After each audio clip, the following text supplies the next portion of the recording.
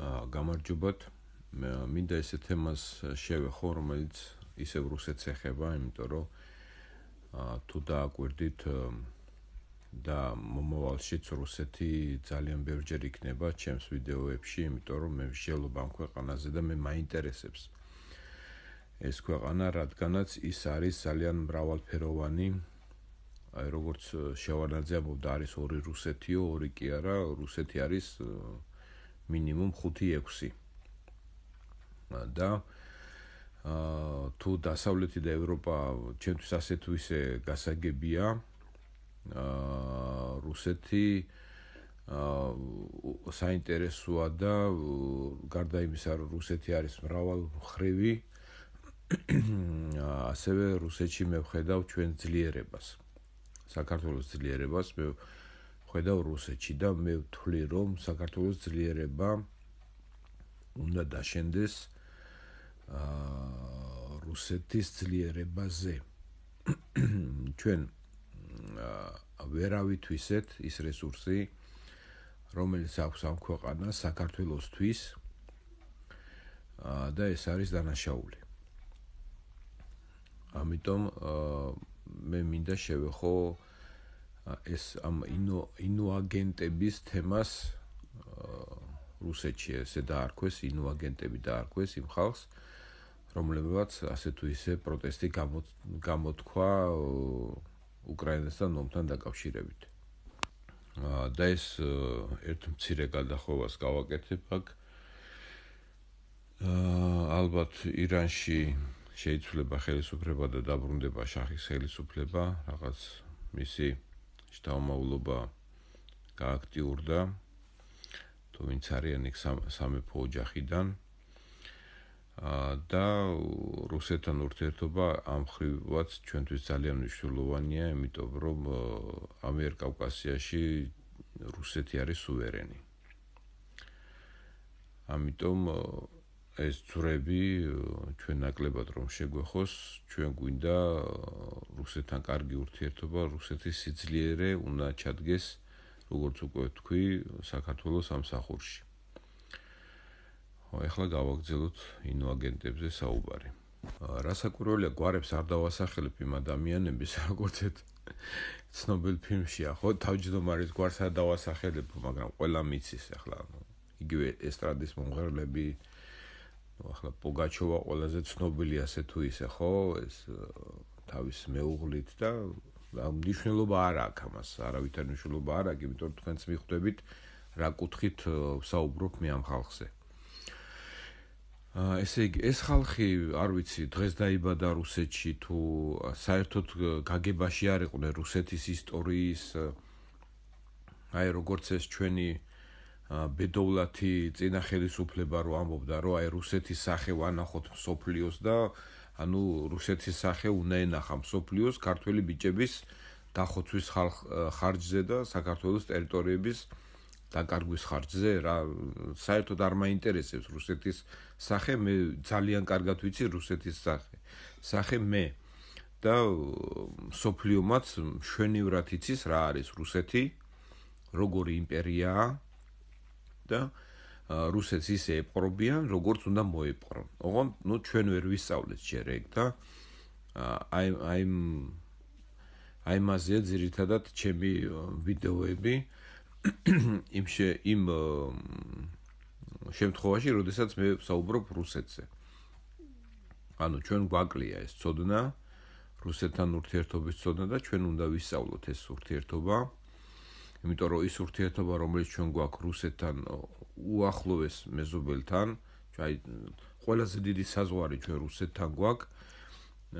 ჩვენი ყველაზე ახლო მეზობელია ისტორიულადაც პრინციპში, აი ბოლო რამოდენიმე საუკუნია და უახლოესი იმიტომ ვამბობ უპირველეს ყოვლისა, რომ რუსეთის შემოსვლამ ამიერკავკასიაში განაპირობა ჩვენი გადარჩენა, ასე ვთქვათ, ჩვენი ქვეყნის ქრისტიანული კულტურის გადარჩენა ჩვენს ქვეყანაში და როგორ ქართველი შენარჩუნებაც განაპირობა რუსეთმა, იმიტომ რომ ამასის ზავის მიხედვით 1455 წელს საქართველო გაინაწილა ირანმა და ოსმალეთმა სპარსეთმა და ოსმალეთმა, სპარსეთს აღმოსავლეთ საქართველო, ოსმალეთს დასავლეთ საქართველო. ამას ვერავინ ვერ დაუდგებოდა წინ. დასავლეთ საქართველო დღეს იქნებოდა თურქეთი, აღმოსავლეთ საქართველო დღეს იქნებოდა ირანი. რომ რუსეთს არ დაენახა ის საშიშროება, რომ თუ ის საქართველოში არ შემოვიდოდა და ანუ ფეხს არ მოიკიდებდა ამიერკავკასიაში, ანუ მას ბიჯი უნდა გაეკეთებია კავკასიაზე, იმიტომ რომ რუსეთი ვერ გააკონტროლებდა ჩრდილოეთ კავკასიას იმ 10,000-ობით თუ რა ვიცი, რამდენი ბილიკი 1000 ბილიკია თუ 3 ბილიკია, ეს ყოველთვის იქნებოდა მისთვის ესე იგი რეგიონი, უმართავი რეგიონი ჩრდილოეთ კავკასია და ის საერთოდ ვერ მოიკიდებდა ფეხს ჩრდილოეთ კავკასიაში, იმიტომ რომ წარმოიდგინეთ საქართველოში არის თურქეთი და ირანი და გამორიცხულია, ჩემი ფიქრებით და ჩემი გათვლით ალბათ აზერბაიჯანიც არ იქნებოდა და დაახლოებით დღევანდელი ჩრდილოეთ ოსეთის ტერიტორიამდე იქნებოდა ირანი. და იქით ალბათ თურქეთი იქნებოდა ის მთელი ეს კავკასიის ყაბარდო და მთელი ეს შავი ზღვისპირეთი ალბათ ყირიმის ჩათვლით. იმიტომ რომ აქ მოძლიერებული მუსულმანური სამყარო მერე რასაკვირველი ყირიმს აღარ დათმობდნენ და ვოლგისპირეთამდე ჩავიდოდნენ. რუსეთის საზღვარი იქნებოდა მდინარე დონზე. ანუ ცოტა გადაუხვიეთ მცირე ესე იგი ისტორიული ექსკურსი გავაკეთე. ამით მე კიდევ ერთხელ შეგახსენეთ რუსეთის მნიშვნელობა საქართველოსთვის. ამ მხრივ რუსეთი ჩვენი უახლოესი პარტნიორია და მასთან ურთიერთობა ჩვენთვის არის ძალიან მნიშვნელოვანი. და რასაკვირველია ეს მოითხოვს შესწავლას, ეს მოითხოვს ფიქრს, ეს მოითხოვს როგორღაცა შეწყობას ამ ხალხთან, ამ ქვეყანასთან, ამ იმპერიასთან, როგორც არის ის. და რატო გადაუხვია ახლა, აი ჩვენ ხედავთ, ხო, და ის ადამიანები, რომლებიც უფრო მაღალ სოციალურ საფეხურზე არიან, ხო, უფრო ცნობილები არიან, მათ უფრო მიუწვდებათ ხელი ამა თუ იმ ინფორმაციაზე, უფრო მეტ პროფესორს, ისტორიკოს, აკადემიკოს იცნობენ, ხო, უფრო მეც ხედავენ ჩვენზე მეტი გახსნილი კარია მათ წინ. მათ არ იცოდნენ რა არის რუსეთი? ეხლა რომ მოუნდათ რაღაც კრიტიკა და ისა, მაშინ უკრაინაც რუსეთის კრებილი ქვეყანაა, ხო? დასავლეთ უკრაინას პოლონეთი თulis, რომ პოლონეთის ნაწილია. ხო, ყირიმს თურქეთი თulis, რომ თურქეთის ნაწილია, ხო? ყოველ შემთხვევაში რუსეთის ნაწილი არ არის ესე თვლიან, ხო ესე არა? და ხელშეკრულებაც არსებობს რუსეთ-თურქეთს შორის, თუ რუსეთი გადის ყირიმიდან, მაშინ თურქეთი იტოვებს უფლებას, რომ შევიდეს ყირიმში. ანუ ისინი ერთმანეთში მათ მოაწერეს ხელშეკრულებას ხელს, რომლის მიხედვითაც ისინი სხვას არავის არ ცნობენ ყირიმის ტერიტორიაზე. ხოლო რუსეთი ცნობს, თუ რუსეთი არ იქნება თურქეთს, თურქეთი ცნობს რუსეთს, თუ თვითონ თურქეთი არ იქნება ყირიმში. აი ესეთია მაგ ხელშეკრულების არსი. ანუ საით მიმყავს მე საუბარი, თუ შენ რუსეთში ცხოვრობ, ხარ ცნობილი ადამიანი, გაქვს მეტი განათლების უფლება, მეტი ვიღაცის რო აი შეეკითხო, გაიგო, მეტ ესე მიგიწვდება ხელი რაღაც ინფორმაციაზე, ხო, შეიძლება ვიღაც ცნობილი აკადემიკოსი შენი მეგობარია. თუ რაღაც ცნობა გაქვს რუსეთის შესახებ, ხო? მაშინ თუ რუსეთი დღეს იპყრობს უკრაინას და ეს ასია რასაკვირველია, მაშინ მას დაპყრობილი აქვს ძალიან ბევრი მიწები. მთელი შორეული აღმოსავლეთი, მთელი ციმბირი, მოგეხსენებათ ახლა არ ჩამოვთვლი ხალხს, რომლებიც ციმბირში ცხოვრობენ და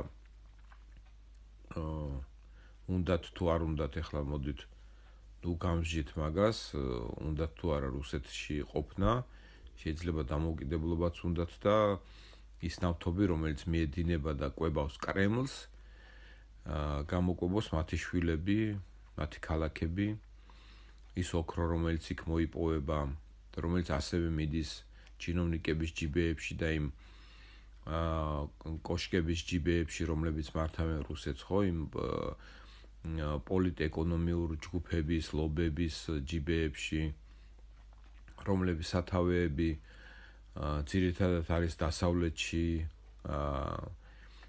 ევროპის იმპერიებში, ამერიკის შეერთებულ შტატებში და ასე შემდეგ, ხო, დიდგვაროვან ოჯახებში, მათ ლობებში და ასე შემდეგ.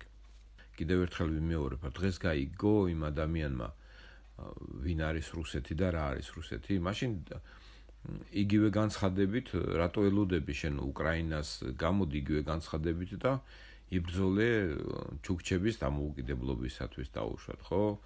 ვიღაც კიდე იქ ჩრდილო ხალხების დამოუკიდებლობისათვის თუ ესეა. ამიტომ ნურავის, ესე ხელაღებით დაუჯერებთ და თქვენი აზროვნება გქონდეთ. ამას ემსახურება ჩემი არხი, იმიტომ რომ ის ადამიანები თავის საქმეს აკეთებენ უპირველეს ყოვლისა და თუ რამე იქნება დევნა მათ მიმართ, ისინი თავის თავს უშველიან. თქვენზე უფრო მეტად და თქვენზე მეტი ფულიც აქვს, თქვენზე მეტი გასაქცევი მიმართულებებიც აქვს და ამ დროს თქვენ დარჩებით ლომის ხახაში და თქვენ დაზარალდებით. ამიტომ დაუჯერებთ ადამიანებს, რომლებიც ორმაგი სტანდარტებით საუბრობენ, ევროკომისრებს დაუჯერებთ, რომლებიც ორმაგი სტანდარტებით საუბრობენ, ესტრადის ვარსკვლავებს, ან სხვა ცნობილ ადამიანებს დაუჯერებთ. ესენი არიან უბრალოდ საზოგადოებაზე გავლენის ფიგურები და თქვენი, ასე ვთქვათ, წამოკიდების, რომ რაც შეიძლება მეტი ხალხი წამოიკიდონ და ასე შემდეგ და თვითონ მე განზე გავლენ და როგორც 90-იანების ხალხი, რომლებიც ყველაზე მეწყვილო და თურმე ბალახს მოძოვს და თურმე ასე და თურმე ისე, ეხლა ის ხალხი არის საზღვარგარეთ და ამერიკაში და ევროპაში და თავის ოჯახებით და მშვენივრად ცხოვრობენ კარგად. ჩვენ ხარჯზე მოიწყვეს ცხოვრება და ჩვენ აქ დავრჩით, ჩვენ აქ ვიომეთ, ჩვენ აქ ვიშიმშილეთ, ჩვენ აქ ვციოდა, ვიყინებოდით ზამთარში, ბაზარში ვიდექით, პურზე დავდიოდით სხვა ქალაქებში, მაგალითად მე პირადად პურის გულისთვის ბევრჯერ წავსურვარ სხვა ქალაქში და ეს მინდა თქვენამდე რომ მოვიდეს, რომ ყველაფერი ესე მყიფე და ესე ადვილი არ არის. აზროვნება ძალიან რთული თემაა და ცოტა მეტი დაკვირვებისკენ მოგიწოდებთ და ბოლო-ბოლო დაანებეთ ამ მას ჯოგის მდგომარეობაში ყოფნას, რომ ბელადებს ეძებთ და იმას კეთილგანწყობილ ქვეყნებს, ასე ვთქვათ, რომ არავითარი კეთილგანწყობილ ყველას აქვს თავისი ინტერესი და დროა ჩვენც გქონდეს ჩვენი ინტერესი და სადაც საჭიროა და როგორც საჭიროა, ესე უნდა მოვიქცეთ. თუ გვინდა შევქმნათ რასაკვირველია დამოუკიდებელი, დამოუკიდებელი მეტნაკლებად ახლა დამოუკიდებლობა ზოგადად მე მგონი ვისაუბრე მაგ თემაზე. არ არსებობს, იმიტომ რომ ჩვენ სოფლიო სოციუმის წევრი ვართ, სოფლიო ქვეყნების წევრი ვართ და იქ დამოუკიდებელი მაშინ სადღაც უნდა წახვიდე ჯუნგლებში და ახვიდე ხეზე და აღარ ჩამოხვიდე და იქნები დამოუკიდებელი, ხო? ასე თუ ისე ურთიერთობა გინდა სხვებთან და ვიღაც შენგან იქნება დამოუკიდებული და ვიღაცაზე შენ იქნები დამოუკიდებული, ხო? მაგრამ მეტნაკლებად რომ იყოს ეს ჩვენთვის მისაღები, ამისათვის უფრო მეტი აზროვნებაა საჭირო. გამოიწერეთ არხი, გააზიარეთ არხი, დააფინანსეთ, გააკეთეთ დონაცია და გვპირდებით, რომ თქვენი აზროვნება უფრო საინტერესო გახდება. დიდი მადლობა.